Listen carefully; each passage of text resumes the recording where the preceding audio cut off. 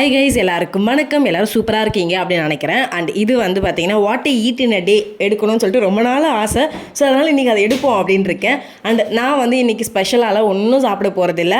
And நார்மலாக நம்ம வீட்டில் என்னென்ன சாப்பிட்றோம் அப்படின்றது தான் வந்து இந்த வீடியோவில் இருக்க போகுது. அண்ட் நான் ஆல்ரெடி சொல்லியிருக்கேன், நான் வந்து ஒர்க் ஃப்ரம் ஹோம் வந்து பண்ணிகிட்ருக்கேன். பேருக்கு தான் ஒர்க் ஃப்ரம் ஹோம்ங்க, பட் முக்கால்வாசி ஒர்க்கில் தான் இருப்பேன். காலையில் வந்து முடிஞ்ச வரைக்கும் காலையிலே வந்து இந்த குக்கிங் வேலையெல்லாம் முடிச்சிருவோம். அதுக்கப்புறம் நம்ம கண்டினியூவாக ஒர்க் மட்டும் தான் இருக்கும். அண்ட் காலையில் ஃபஸ்ட்டு வேலையாக வந்து ஜீரக தண்ணி தான் வந்து குடிப்பேன். இந்த ஜீரக தண்ணி குடிக்கிறப்ப வந்து இந்த ஸ்டொமக்கில் ப்ளோட்டிங் ஆகிறது அண்ட் ஆல்சோ மெயினாக கோல்டு ஆகாது. ஸோ அதுக்காக ஏன்னா எனக்கெல்லாம் வந்து அடிக்கடி கோல்டு ஆகும். அண்ட் அவருக்குமே வந்து காலையில் இருந்து காஃபி குடிக்கிற ஹேபிட் இருக்குது. ஸோ அதை ரீப்ளேஸ் பண்ணுறதுக்காக இந்த ஜீரக தண்ணி கொண்டு வந்தேன். நம்ம வீட்டுக்கு புதுசாக ஒரு கெஸ்ட் வந்திருக்காங்க. ஹாய் சொல்லுங்கள். இப்போ புதுசாக வந்து கிச்சனில் சைடில் வந்து இந்த புறா வந்து கூடு கட்டிகிட்ருக்கு. நானும் சரி கேஷுவலாக கண்டுக்காத மாதிரியே தான் பண்ணிகிட்ருக்கேன். அண்ட் அழகாக இருக்குது. அது கூடு கட்டுது, திரும்ப எடுத்து விடுது, கூடு கட்டுது, எடுத்து விடுது. என்ன பண்ண போது தெரியல. அண்ட் காலையில் பிரேக்ஃபாஸ்ட்டுக்கு பொங்கல், வேர்க்கடலை சட்னி. எனக்கு சுத்தமாக இன்றைக்கி பொங்கல் சாப்பிட்ற மூட் கிடையாது. பட் அவர் கேட்டிருந்தார். அவரையும் இன்றைக்கி என் கூட சேர்ந்து ஒர்க் ஃப்ரம் ஹோம் தான். ஸோ அவங்க 2 பேருக்கு மட்டும் பொங்கல், வேர்க்கடலை சட்னி, எனக்கு வந்து ராகி களி செஞ்சுக்கலாம் அப்படின்ட்டு இருந்தேன். இந்த ராகி எல்லாம் ரொம்ப ரொம்ப ரொம்ப நல்லது. இந்த வீட்டில் சின்ன வயசுலலாம் வந்து அப்பப்போ ஃபோர்ஸ் பண்ணி அதை சாப்பிட வைப்பாங்க. எனக்கு அந்த ராகி சாப்பிட்றது ஏதோ பெரிய பனிஷ்மெண்ட்டு நினச்சிட்டு இருந்தேன். பட் இப்போ தான் தெரியுது அது எவ்வளோ நல்லது அப்படின்னு சொல்லிட்டு.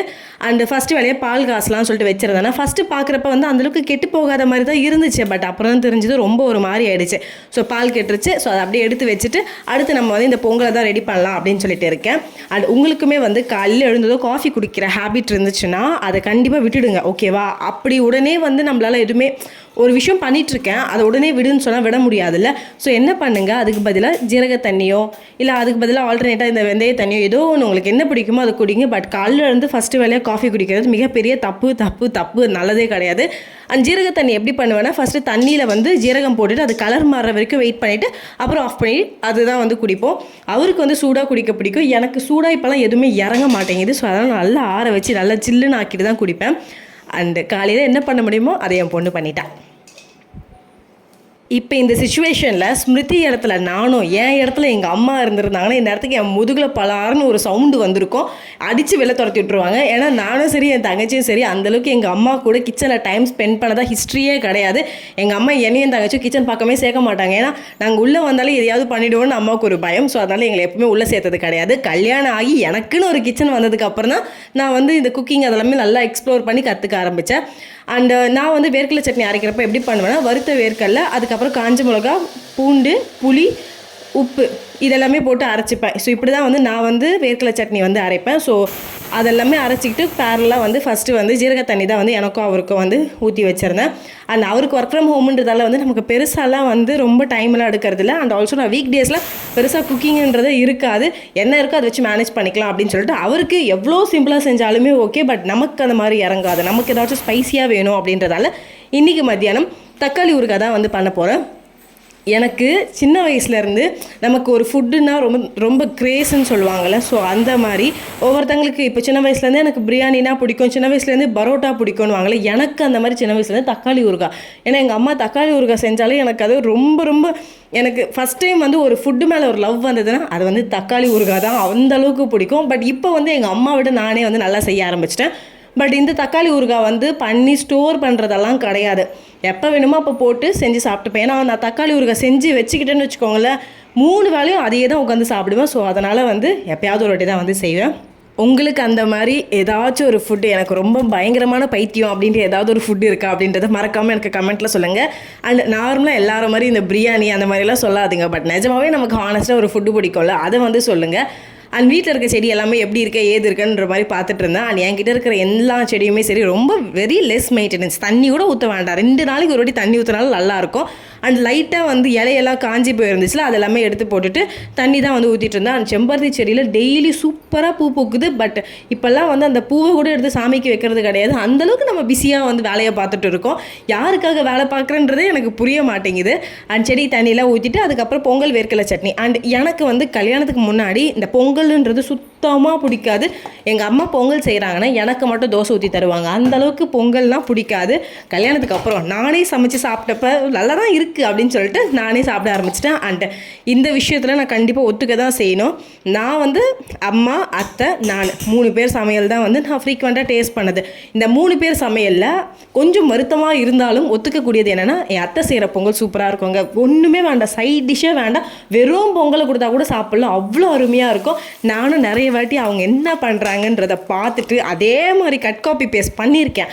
பட் வந்து அவங்க அளவுக்கு வரல. அண்ட் என்னென்னா, நான் நினச்சேன் ஒருவேளை அவங்க வீட்டில் பண்ணால் தான் நல்லாயிருக்கு போகலாம் அப்படின்னு நினச்சேன். பட் அவங்க என் வீட்டில் வந்து பண்ணாலுமே அதே டேஸ்ட்டு தான் வருது. என்ன மாயமோ நமக்கு தெரிய மாட்டேங்குது. பரவாயில்ல, நம்ம பொங்கலும் ஓரளவுக்கு நல்லா இருக்குல்ல அப்படின்னு சொல்லிட்டு நானே வந்து செஞ்சுட்டு இருந்தேன். பொங்கலில் கொஞ்சம் முந்திரி பருப்பு கம்மின்ற அளவுக்கு முந்திரி பருப்பு வந்து போட்டு விட்டுருந்தேன். அண்ட் இப்போ செஞ்சுருக்கல இந்த பொங்கல், அது வந்து அவருக்கும் பாப்பாவுக்கும் மட்டும் அப்படின்றதால ரொம்ப கம்மியாக தான் பண்ணேன். பட் பார்க்குறப்பவும் கம்மியாக தான் இருந்துச்சு. பட் அன்றைக்கின்னு பார்த்து கொஞ்சோண்டு மீந்துருச்சு. அண்ட் காலையில் பண்ண பொங்கல் வந்து நல்லா இருந்துச்சுங்க. பட் எப்போவுமே எனக்கு ஒரு ப்ராப்ளம் என்னென்னா, பொங்கல் நல்லா இருந்துச்சுன்னா சட்னி நல்லா இருக்காது. அது மட்டும் தான் எனக்கு பிரச்சனை. பட் அன்றைக்கி வந்து பொங்கல் நல்லா இருந்துச்சு. ஸோ ஆஸ் யூஷுவல் வந்து சட்னி வந்து சொதப்பிட்டேன். என்ன பிரச்சனைனே தெரியல, ஒரு வேளை மிக்ஸி பிரச்சனைன்னு நினைக்கிறேன். ரொம்ப சுமாராக தான் இருந்துச்சு டேஸ்ட்டு. அண்ட் நான் காலையில் போட்டுல ஜீரக தண்ணி அது இன்னும் குடிச்சிட்ருக்கேன். இப்படி தான் நான் எதையுமே போட்டு பொறுமையாக உட்காந்து குடிக்கிறதெல்லாம் கிடையாது. அதை போட்டு ஆற விட்டு அதுக்கப்புறம் தான் வந்து குடிப்பேன். ஸோ எனக்கு வந்து ராகி களி தானே சாப்பிட்ணுன்னு சொன்னேன். ஸோ மனசு வந்து மாறக்கூடாது, நீ காலையில் பிரேக்ஃபாஸ்ட்டுக்கு ராகி களி தான் சாப்பிட்ணும் அப்படின்னு சொல்லிட்டு அதுக்கு வந்து கலக்கிட்டு இருந்தேன். அண்ட் லிட்டரலாக நம்ப மாட்டீங்க, இந்த வீடியோ எடுத்தே வந்து ஒரு 1 வீக் கிட்டே இருக்கும் அப்படின்னு நினைக்கிறேன். இன்னும் இந்த ராகி வந்து ஃப்ரிட்ஜில் இருக்குங்க. இப்போ வரைக்கும் நான் இன்னும் செய்கிறேன் அப்படியே ஓட்டிகிட்டு இருக்கேன். என்ன பிரச்சனைனா, அன்றைக்கி கொஞ்சம் பொங்கல் மீந்துருச்சு. ஸோ அதையே வந்து மார்னிங் பிரேக்ஃபாஸ்ட்டுக்கு சாப்பிட்றலாம் அப்படின்னு சொல்லிட்டு விட்டுட்டேன். அண்டு இது காலையில் வந்து அந்த இது சீரக தண்ணி குடித்ததுக்கப்புறம் வந்து பாதாம் வந்து சாப்பிடுவோம். ஆளுக்கு 3 பாதாம் வந்து நைட்டு ஊற வச்சுட்டு காலையில் எழுந்து சாப்பிடுவேன். அது மெயினாக வந்து நம்மளோட பிரெயினுக்கு நல்லது. அதுக்கப்புறம் வந்து ஒரு நல்ல காலையிலே வந்து ஒரு குட் ஃபேட் மாதிரி, ஓகேவா? ஸோ எனக்கு தெரிஞ்சதை நான் ஷேர் பண்ணுறேன். அண்டு எதுக்காக தோசை ஊற்றுனன்றது எனக்கு ஞாபகம் இல்லை. அவருக்கு வந்து இது பொங்கல் வந்து ஓகே இருந்தாலும் இன்னொரு தோசை ஒன்று கேட்டிருந்தாரு. ஸோ அதனால் வந்து அவருக்காக தோசை ஊற்றிட்டு இருந்தேன். அண்ட் பாப்பாவுக்கு ஸ்கூல் ஸ்நாக்குக்கு வந்து இன்றைக்கி அவளுக்கு ரொம்ப குஷியான சிப்ஸ் தான் வந்து கொடுத்து விடலாம் அப்படின்னு சொல்லிட்டு இருக்கேன். கூடவே வந்து ஒரே ஒரு 2 டேட்ஸ் மட்டும் கொடுத்து விட்டுருந்தேன். கஷ்டம்தான், பட் நம்ம சிப்ஸ் சாப்பிட்றோம் அப்படின்றக்கப்ப டேட்ஸும் சாப்பிட்ணும்ல. ஸோ அதனால் டேட்ஸுமே வந்து கொடுத்து விட்டுருந்தேன். ஸோ அதை கொடுத்துட்டு அதுக்கப்புறம் வந்து எனக்கு வந்து பிரேக்ஃபாஸ்ட்டுக்கு எடுத்து வச்சுட்டு இருந்தாங்க. காலையில் களி தானே சாப்பிட்றேன்னு சொன்னேன். பட் பாருங்கள், பொங்கலும் வேர்க்கடலை சட்னியும் கொஞ்சோண்டு சிப்ஸும் வச்சு சூப்பராக வந்து என்னோடய பிரேக்ஃபாஸ்ட்டு ஹாப்பியாக சாப்பிட்டு முடிச்சாச்சு. சும்மா சொல்லக்கூடாது, நல்லா இருந்துச்சுங்க பொங்கல். அண்டு எங்கள் வீட்டில் காலையில் வச்ச பொங்கல் வந்து நைட்டு மீந்துச்சுன்னா வந்து அது ஒரு மாதிரி ட்ரை ஆகிடும். ஸோ அதனால் அது மாதிரி சாப்பிட மாட்டேன். காலையில் எவ்வளோ வேணுமோ கம்மியாக தான் செஞ்சுப்பேன். நைட்டுக்கெல்லாம் வந்து மீறாது. மோஸ்ட்லி வந்து காலையிலேயே வந்து பிரேக்ஃபாஸ்ட் என்ன செய்கிறோம் முடிஞ்சிடும். ரொம்ப ரேர் தான் அந்த சட்னி எடுத்து வச்சு யூஸ் பண்ணுறதே. எனக்கு வந்து சாப்பிட்றப்ப மெயினாக என்ன வேணும்னா பீஸ்ஃபுல்லாக இருக்கணும். பீஸ்ஃபுல்லானா யாரும் தொல்லை பண்ணாமல் அமைதியாக நிம்மதியாக சாப்பிட்ணும். அப்படியே டிவி பார்த்துட்டு ஜாலியாக சாப்பிட்றது வந்து பிடிக்கும். ஸோ அதனால் வந்து ஒர்க்குக்கு டைம் ஆகுதுன்னு சொல்லிட்டு அவசரமாக சாப்பிட மாட்டேன். காலையில் பொறுமையாக வந்து பிரேக்ஃபாஸ்ட் சாப்பிடுவேன். ஸோ கையோடு வந்து கீரையெல்லாம் கட் பண்ணி வச்சிடலாம் அப்படின்னு சொல்லிட்டு இருக்கேன். மத்தியானம் வந்து லஞ்சுக்கு வந்து கீரை, எக் ஆம்லேட், தக்காளி ஊறுகாய் தான் வந்து சாப்பிட போகிறோம். கீரை வந்து பாலக்கீரை பொரியல் தான் வந்து பண்ண போகிறேன். அண்ட் இப்போ வந்து எங்கள் வீட்டில் 3 பேருமே வந்து நாங்கள் கீரை ஓரளவுக்கு சாப்பிட ஆரம்பிச்சிருக்கோம். ஏன்னா வந்து பாலக்கீரை ஃப்ரீக்வெண்ட்டாக செய்கிறதுக்கு ரீசன் என்னென்னா வந்து எனக்கு வந்து அந்த பாலக்கீரை க்ளீன் பண்ணுறதும் ஈஸியாக இருக்குது, கட் பண்ணி யூஸ் பண்ணுறதும் ஈஸியாக இருக்குது. அதை தவிர இந்த அரைக்கீரை சிறுக்கீரைலாம் வாங்கினேன்னா அதை ஃபஸ்ட்டு கிள்ளணும், அதுக்கப்புறம் கட் பண்ணணும், அதுக்கப்புறம் அந்த பொரியல் செய்யணும். அதனால் வந்து அதெல்லாம் செய்கிறது கிடையாது. பாலக்கீரை ஈஸியாக இருக்குது அப்படின்னு சொல்லிட்டு. அண்ட் எங்கள் அம்மா கூட இப்போல்லாம் இந்த பாலக்கீரை யூஸ் பண்ணுறாங்களாம்மா. பாலக்கீரை யூஸ் பண்ணி சப்பாத்தி மாவெல்லாம் பிசைகிறாங்க எங்கள் அம்மா. எனக்கு அதெல்லாம் வேணாம், பொரியல் மட்டும் போதும் அப்படின்னு சொல்லிட்டு விட்டாச்சு.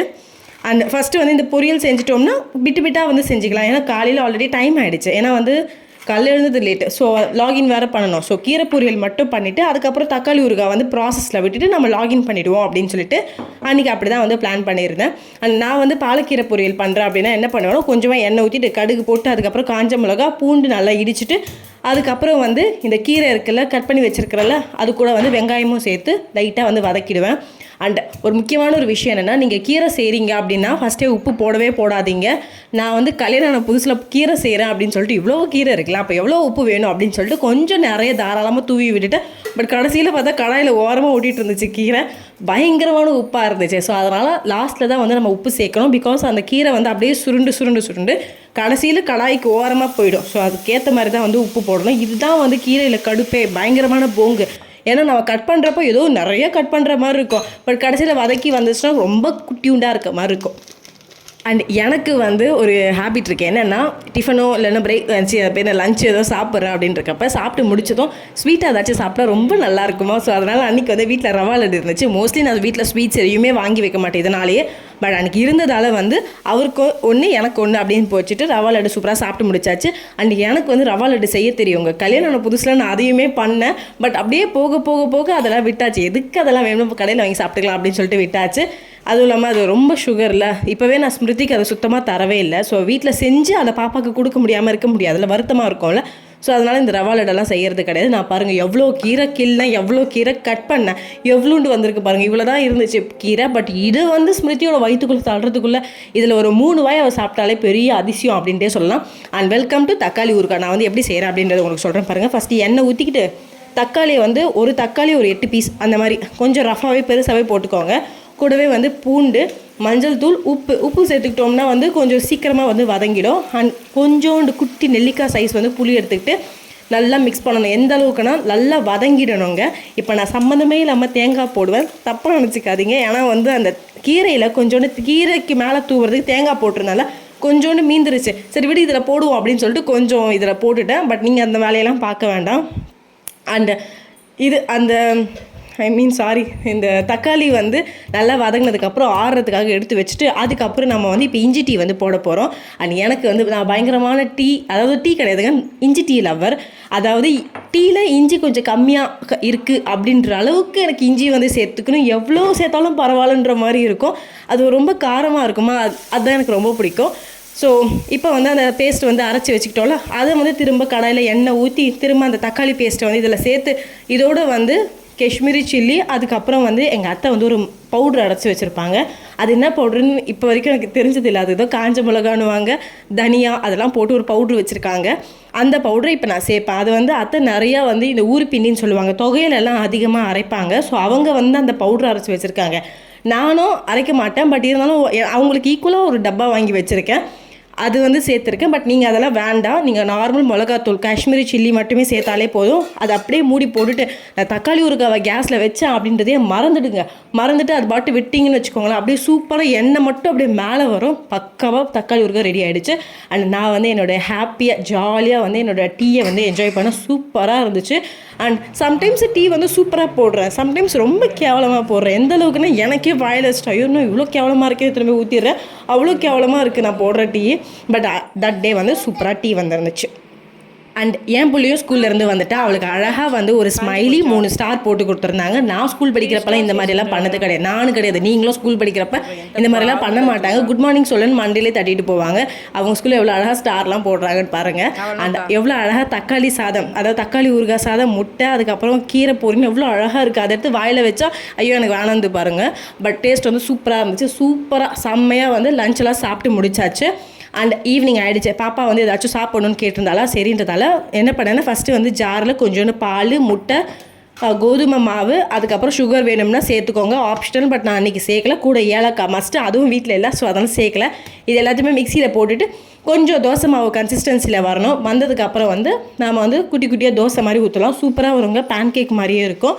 அண்ட் நான் வந்து இதில் சர்க்கரையும் போடல, வெல்லமும் போடல, அப்படியே கொடுத்தாலும் பாப்பா சாப்பிடுவா. இருந்தாலும் எனக்கு அந்தளவுக்கு ஸ்டோன் ஹார்ட் கிடையாது, எதையாவது ஒன்று கொடுக்கணும்ல. ஏன்னா வந்து என் பொண்ணுக்கு அப்பப்போ வந்து சுகர் கொடுத்துருக்கேன், பட் இந்த வாட்டி கொடுக்காம அதுக்கு பதிலாக வந்து ஹனி கொடுக்கலாம் அப்படின்னு சொல்லிட்டு அந்த பேன் கேக்கை ஊற்றிட்டு அதுக்கப்புறம் ஹனி மட்டும் வந்து மேலே லைட்டாக ஊற்றி விடலாம் அப்படின்னு சொல்லிட்டு இருந்தேன். அண்ட் இதுக்கு வந்து நம்ம நார்மல் எண்ணெய் கூட யூஸ் பண்ணலாம், பட் கடலை எண்ணெய் யூஸ் பண்ணனா, ஸோ அதுக்கு பதிலாக பாப்பாவுக்கு நெய் போட்டு கொடுத்தேன். நெய் போட்டால் கொஞ்சம் வாசனையாச்சும் இருக்கும் அப்படின்னு சொல்லிட்டு, ஏன்னா ஏலக்காவும் இல்லையா, ஸோ நெய்யாச்சும் போட்டு கொடுத்தா நல்லாயிருக்கும் அப்படின்னு சொல்லிட்டு. அண்ட் ஸ்மிருதிக்கு வந்து இது ரொம்ப பிடிக்கும். சம்டைம்ஸ் ஸ்கூலுக்கு கூட வந்து இது கொடுத்து விட்டுருக்கேன். அண்ட் இது வந்து ஸ்மிருதிக்கு மட்டும்தான், எனக்கும் அவருக்கும் வந்து இந்த பேன் கேக்லாம் அந்தளவுக்கு பிடிக்காது. ஏன்னா இது ஒரு மாதிரி குழந்தைங்களுக்கு வந்து அவங்களுக்கு பிடிச்ச மாதிரி ஒரு டேஸ்ட் இது. அண்ட் ஹனி சாப்பிட்டதும் பாப்பா ரியாக்ஷன் பாருங்களேன். அம்மா சேதா சூப்பராக்கு. ஏந்தி அம்மா சேதா சூப்பராக்கு. ஓகே பட்டா, தேங்க்யூ. இதை விட என்ன வேணும்? என் பொண்ணு சொல்லிட்டா அம்மா சமைச்சாலும் சூப்பராக இருக்கும்னு சொல்லிட்டா, அவ்வளோதான். நான் ஒரு ஏதோ 10 மில்லியன் சப்ஸ்கிரைபர்ஸ் ரீச்சிட்டு மாதிரி இருந்துச்சு.